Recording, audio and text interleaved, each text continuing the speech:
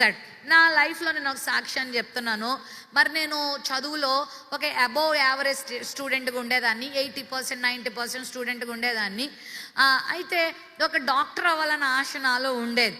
అప్పుడప్పుడు చిన్నప్పుడు నా పేరు ముందు డాక్టర్ షకీనా గ్లోరీ అని కూడా రాసుకునేది. అంత పిచ్చిగా ఉండేది అనమాట. నేను మెడికల్ డాక్టర్ని అవ్వాలి అని ఆశ ఉండేది. డాక్టర్ని చదవాలి, నేను అందరికీ ఇంజెక్షన్స్ చేయాలి అనే ఆశ ఉండేది.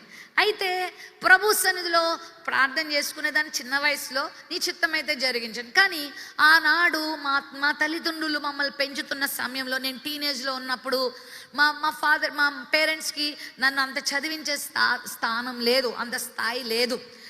మా డాడీ చాలా ప్రయాసపడ్డారు పాపం మా చదువుల కోసం, కానీ ఆయన వల్ల కాలేదు. సర్లే మేము అట్లనే చదువుకున్నాం. అప్పుడు ప్రభు నేను ఒక డాక్టర్ని అవ్వాలనుకున్నాను కదా, మరి ఏంటి ప్రభు అని అన్నప్పుడు ప్రభు అన్నాడు, అంతకన్నా గొప్ప స్థానాన్ని నీకు నేను ఇస్తాను. నువ్వు నీ జీవితాన్ని నాకు సమర్పించుకున్నప్పుడు నిన్ను నేను ఆశీర్దిస్తాను వాగ్దానం చేశాడు. నాకు చాలా కళల ద్వారా, కొన్నిసార్లు వాక్యం ద్వారా దేవుడు నాతో మాట్లాడాడు. ఇప్పుడు నాకు అనిపిస్తుంది, నేను దేవుని సేవలోకి వచ్చిన తర్వాత ఒకవేళ నేను ఒక మెడికల్ డాక్టర్ని కాలేకపోయినా, ఒకవేళ మెడికల్ డాక్టర్ని అయితే కొన్ని వందల మందికో ఎంతమందికో నేను వైద్యం చేసేదాన్ని గానో మిగిలిపోయేదాన్నేమో.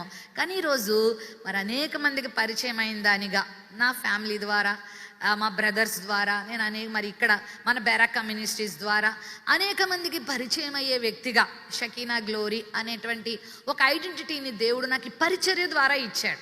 ఎక్కడికి వెళ్ళినా, ఏ ఊరు వెళ్ళినా, ఏ ట్రైన్ ఎక్కినా, ఏ ఫ్లైట్ ఎక్కడికి వెళ్ళినా నన్ను గుర్తుపట్టే స్థాయికి దేవుడు నన్ను తీసుకొచ్చాడు. ఒకసారి నాకు అనిపిస్తుంది, ఓహో దేవుడు నన్ను ఒకవేళ ఆ రంగంలో నన్ను మరి పైకి తీసుకురాకపోయినా మరొక దాంట్లో దేవుడు నన్ను హెచ్చించాడా, నన్ను నిలబెట్టాడా, చాలు.